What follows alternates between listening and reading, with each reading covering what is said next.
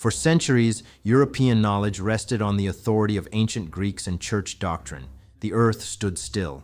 But in the 16th century, whispers of a new universe began to stir, led by Nicolaus Copernicus. He mathematically proposed a heliocentric model, a sun-centered universe. Copernicus was terrified of the upheaval his ideas would cause. He hesitated for decades, aware of the immense backlash. Nicholas, this is madness. To suggest the earth moves, that it is not the center of all creation? The Church, the very foundations of our understanding, will not tolerate it.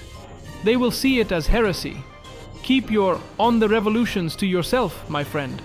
To shield his revolutionary work, Copernicus eventually dedicated it to the highest spiritual authority, Pope Paul III. This dedication was not a gesture of devotion, but a preemptive defense against the coming storm. I may well presume, Most Holy Father, that certain people, as soon as they hear that in this book I ascribe movement to the earthly globe, will cry out that holding such views, I should at once be hissed off the stage. Therefore I debated with myself for a long time whether to publish the volume. Copernicus is said to have received the first printed copy of De Revolutionibus on his deathbed, brought to him by a devoted friend who made sure his life's work reached the world. But the seeds were sown. A century later, Galileo Galilei not only embraced Copernicus's theory but actively championed it as physical truth. His improved telescope provided the undeniable, observable proof. To deny what my own eyes and instruments reveal merely because it contradicts ancient texts. The book of nature is written in the language of mathematics. The truths of the heavens are unveiled through observation, not decree. The earth does move. Galileo's insistence that the earth moved directly challenged the authority of the Church. In 1633, he was summoned to Rome to stand trial before the Inquisition, accused of heresy and forced to renounce his belief that the earth revolved around the sun. Before the tribunal, he was compelled to sign a statement declaring, I, Galileo Galilei, being in my 70th year, kneel before your eminences. I abjure, curse, and detest the error and heresy of the motion of the earth. He signs the recantation, saving his life from the Inquisition's sentence. Yet as the story goes, when he rose and turned away, the old scientist murmured softly under his breath, Eppur si muove. And yet it moves. He was sentenced to life under house arrest. He was silenced, his work banned, but the scientific facts could no longer be contained. While Galileo faced persecution for what he observed, René Descartes provided the new philosophical foundation for how to think.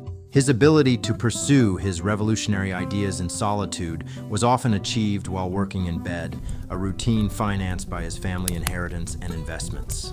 In my quiet solitude, warmed by my stove, I resolved to reject as absolutely false everything in which I could imagine the least ground of doubt.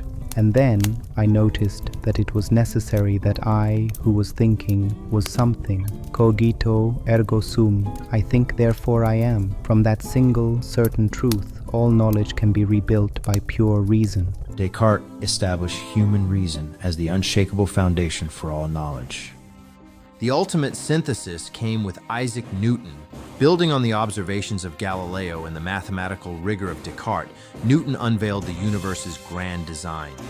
I have applied myself to discover the quantity and properties of this force which we call gravity, and have seen that it is universal, extending its reach to all the celestial bodies. The cosmos is not chaos, it operates not by miracles but by fixed, measurable laws. And these laws are mathematical. The moon and the apple obey the same rule. The moon and the apple obey the same rule. Newton's universal gravitation proved that the heavens and earth were governed by identical forces. Newton described the entire universe as a vast, predictable machine, a grand clockwork of motion and law, understandable through mathematics. But to Newton, this perfection was no accident. Behind every orbit and equation, he saw the hand of the divine. God, he believed, was the great clockmaker, the master engineer who set the cosmos in motion and ensured its harmony. The scientific revolution, despite fierce resistance from institutional dogma, fundamentally changed the European worldview forever. It replaced a world of divine mystery with a world of mechanical order. It taught Europeans that the most reliable source of truth was not ancient authority or religious decree, but their own reason and empirical investigation. This confidence in the human mind was the spark that ignited the Enlightenment. The scientific revolution was never just about the stars or equations. It was about courage. The courage to question, to doubt, to seek truth wherever evidence led. Back then, questioning authority could mean exile or death. Today, the dangers are different. Cancel culture, ideological backlash, digital isolation. Yet the principle endures. Progress begins when we dare to think for ourselves.